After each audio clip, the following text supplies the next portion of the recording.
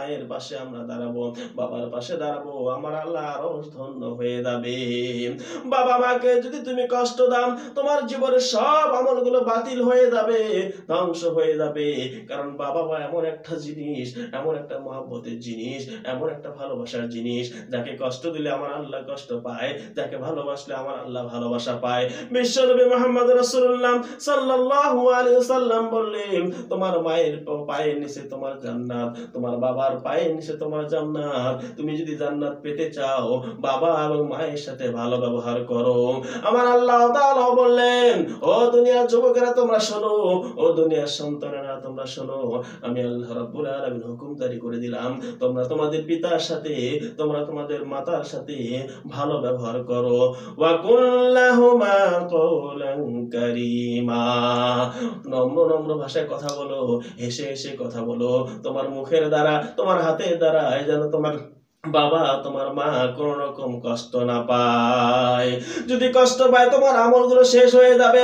আল্লাহ রাব্বুল আলামিন তোমার প্রতি খুশি থাকবে, তোমার প্রতি রহমত বরকত সব আল্লাহ রাব্বুল আলামিন তুলে নেবে।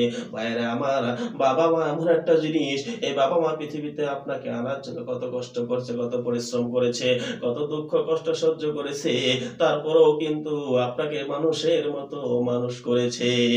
তাদের চাওয়া ছিল, তাদের পাওয়া ছিল একটাই, পৃথিবীর জমিনের মধ্যে আমাদের সন্তান মুখ উজ্জ্বল করবে, পৃথিবীর জমিনের মধ্যে আমাদের সন্তান ভালো থাকবে, শান্তি থাকবে।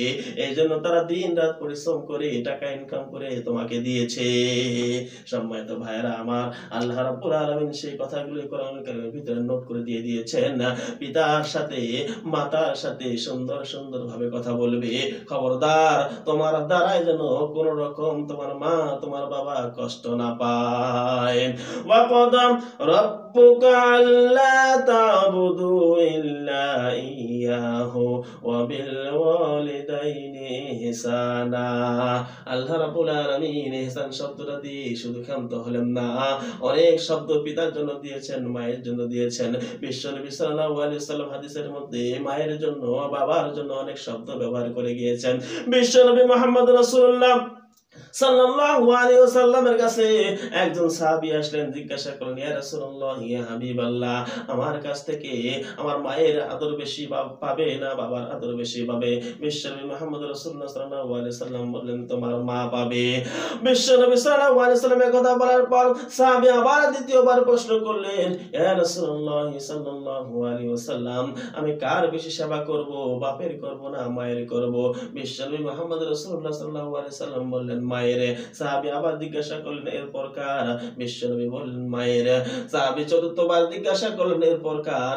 বিশ্বনবী বললেন, তোমার বাবার। এই যে মায়ের কথা বিশ্বনবী সাল্লাল্লাহু আলাইহি ওয়াসাল্লাম তিনবার বললেন, এর কারণ হলো এই পৃথিবীতে আপনাকে আনার জন্য মা সবচাইতে বড় ত্যাগ করেছে, মা সবচাইতে বড় কষ্ট করেছে। মায়ের মতো কষ্ট পৃথিবীর জমিনের মধ্যে আর কেউ করে না। সম্মানিত ভাইরা আমার, আল্লাহ রাব্বুল আলামিন জানিয়ে দিয়েছে, বান্দারা, এই মা যদি পৃথিবীর জমিনের মধ্যে না আসতো, তাহলে তুমি আসতে না। এই মাকে যারা কষ্ট দিবে, তার আমল, তার ঈমান সব বরবাদ হয়ে যাবে। কিয়ামতের কঠিন মুসিবতে আমি আল্লাহ রাব্বুল আলামিন তার কোনো হিসাব নেব না। মাকে কষ্ট দেওয়ার কারণে, বাবাকে কষ্ট দেওয়ার কারণে আল্লাহ রাব্বুল আলামিন আপনাকে জাহান্নামের ভিতরে পাঠিয়ে দিবে। সম্মানিত ভাইরা আমার, এই মাকে কষ্ট দেওয়া আল্লাহ তাআলা হারাম করে দিয়েছেন। আবার বাবাকে কষ্ট দেওয়া, দুঃখ দেওয়া, ব্যথা দেওয়া আল্লাহ রাব্বুল আলামিন হারাম করে দিয়েছেন। মাকে গালি দেওয়া আল্লাহ তাআলা হারাম করে দিয়েছেন। বাবাকে গালি দেওয়া আল্লাহ রাব্বুল আলামিন হারাম করে দিয়েছেন। আপনার মুখ থেকে ভুল করো কোনদিন যেন খারাপ কথা বাবা এবং মায়ের জন্য না আসে। আপনি যদি পৃথিবীতে শান্তিতে থাকতে চান, আপনি যদি পৃথিবীতে আল্লাহর রহমত বর্ষণ করতে নিতে চান, আপনি যদি পৃথিবীর জমিনের মধ্যে আল্লাহ তাআলা ভালোবাসা নিতে চান, আপনি যদি পৃথিবীর জমিনের মধ্যে মানুষের কাছে সম্মানিত হতে চান, তাহলে পিতার সাথে ভালো ব্যবহার করো, মাতার সাথে ভালো ব্যবহার করো। মানুষ তোমাকে ভালোবাসবে, আমার আল্লাহ রাব্বুল আলামিন তোমাকে ভালোবাসবে। সমাজের কাছে তুমি মাথা উঁচু করে দাঁড়াতে পারবে, দেশের কাছে তুমি মাথা উঁচু করে দাঁড়াতে পারবে, সব জায়গায় তুমি গর্ব করে বলতে পারবে, আমি এক মায়ের, এক বাপের, এক সন্তান। সম্মানিত ভাইরা আমার, এই জন্য আল্লাহ রাব্বুল আলামিন জানিয়ে দিয়েছেন, খবরদার খবরদার, তোমার দ্বারাই যেন তোমার মা তোমার বাবা কোনোদিন কষ্ট না পায়।